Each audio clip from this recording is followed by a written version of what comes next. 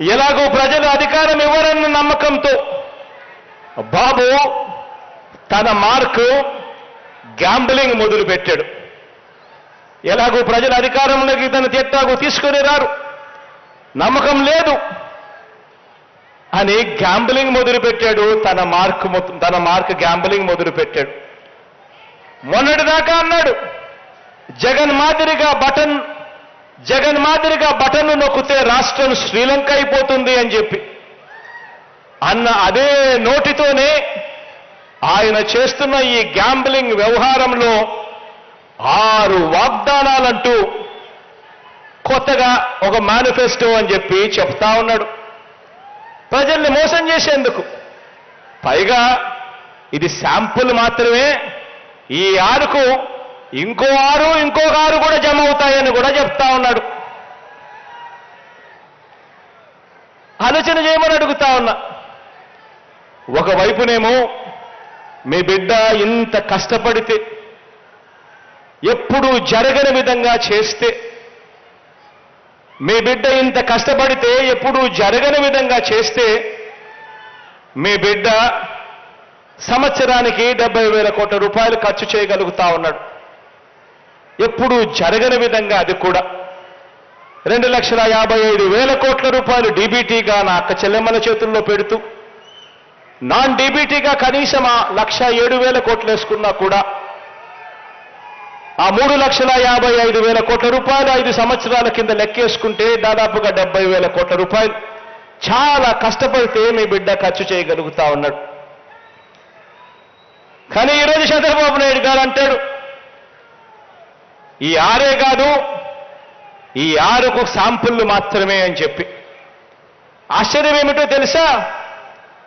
మీ బిడ్డ చేస్తా ఉన్న ఈ మంచి కార్యక్రమాలలో కొన్ని కార్యక్రమాలు, మీ బిడ్డ చేసే కొన్ని కార్యక్రమాలు ఎవరికైనా కూడా టచ్ చేయడానికి కూడా ధైర్యం సరిపోదు.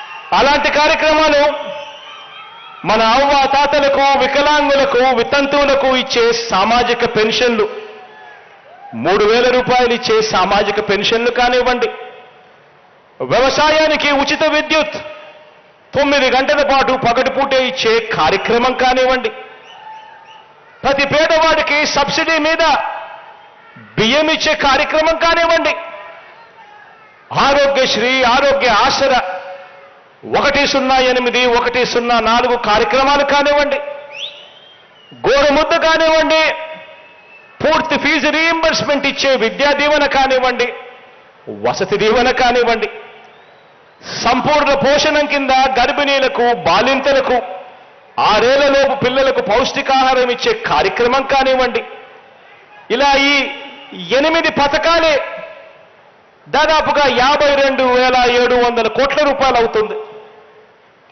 ఎవరైనా రద్దు చేయాలన్నా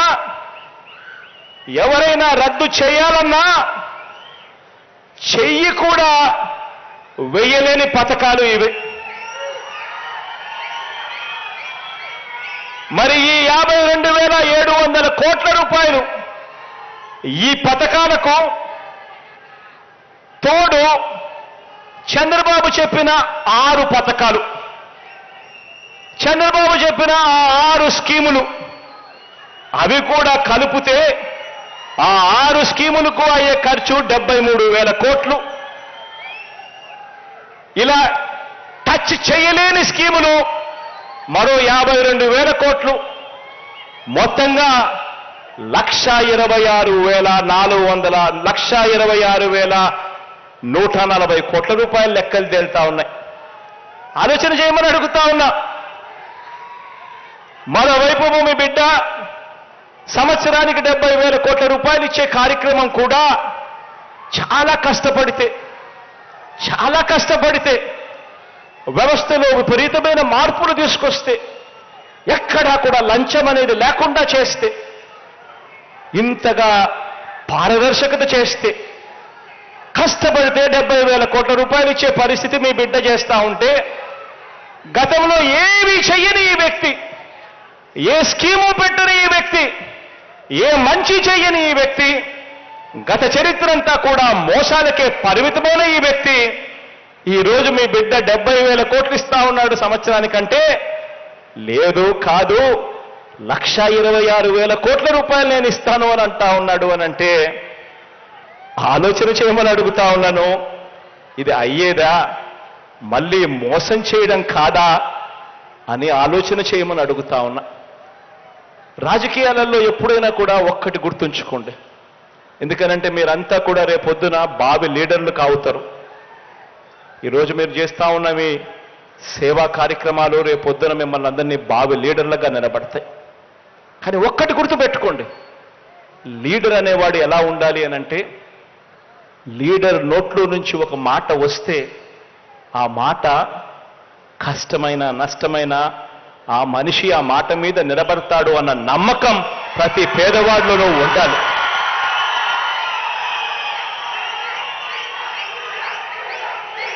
ఆ విశ్వసనీయత ఏ రోజైతే ఆ లీడర్ ఇవ్వగలుగుతాడో అప్పుడు ఆ లీడర్ను నమ్ముకున్న ప్రతి కార్యకర్త, ప్రతి అభిమాని, ఆ అభిమాని వాలంటీర్ అయినా కూడా కాలర్ ఎగిరేసి అదిగో మా లీడర్, ఆయనే మా స్ఫూర్తి అని చెప్పే పరిస్థితి వస్తుంది. ఈరోజు చంద్రబాబు నాయుడు గారి పాలన 1994లో తీసుకున్నా, 1999లో తీసుకున్నా, 2014లో తీసుకున్నా కూడా చంద్రబాబు నాయుడు ఇచ్చిన మేనిఫెస్టో, టీడీపీ ఇచ్చిన ఎన్నికల ప్రణాళిక మేనిఫెస్టో అధికారంలోకి రాగానే, అధికారంలోకి రాకమునుపు రంగురంగుల కలర్లతో మేనిఫెస్టో ఉంటుంది. 650 పేజీలు, 650 హామీలు అంటాడు. ప్రతి సామాజిక వర్గానికి అంటాడు. మేనిఫెస్టో రంగురంగులుగానే ఉంటుంది ఎన్నికలు అయ్యేదాకా. ఎన్నికలు అయిపోయిన తర్వాత మేనిఫెస్టో చెత్తబుట్టలో వేసి, మేనిఫెస్టో అన్నది ఏముంది, మేనిఫెస్టో అన్నది ఎక్కడుంది అని అంటే కనీసం వాళ్ళ వెబ్సైట్స్లో కూడా కనిపించుకోకుండా మాయం చేస్తా ఉన్న పరిపాలన చంద్రబాబు నాయుడు గారి హయాంలో చూశాం. ఈ నిజాలన్నీ కూడా మన వాలంటీర్ల వ్యవస్థ అర్థం చేసుకొని ప్రజల కోసం, ప్రజలు మోసపోకూడదని, ప్రజల కోసం ప్రజలు మోసపోకూడదని బాబు మేనిఫెస్టో రంగుల్ని ప్రజలకు వివరించాలి, ప్రజల ముందు ఉంచాలి. ఇవన్నీ ప్రతి పేదవాడికి తెలియాలి, ప్రతి అక్క చెల్లెమ్మకు తెలియాలి, ప్రతి రైతన్నకు తెలియాలి. చంద్రబాబు మేనిఫెస్టోను ఏ ఒక్కరైనా కూడా నమ్మడము అనంటే బంగారు కడియం ఇస్తానన్నా పులిని నమ్మడమే అన్నది ప్రతి ఇంట్లో కూడా, ప్రతి పేదకు కూడా చెప్పాలి. పనిచేస్తున్న ప్రభుత్వం తరపున నిజాలు వివరించేందుకు, చంద్రబాబు బతుకేమిటో వివరించేందుకు, ప్రజల్లో బలం గాని విశ్వసనీయత గాని లేని చంద్రబాబు కూటమిని ఎదుర్కొనేందుకు మన సేవా సైన్యం వచ్చే 2 నెలలు ఓ యుద్ధానికి సిద్ధంగా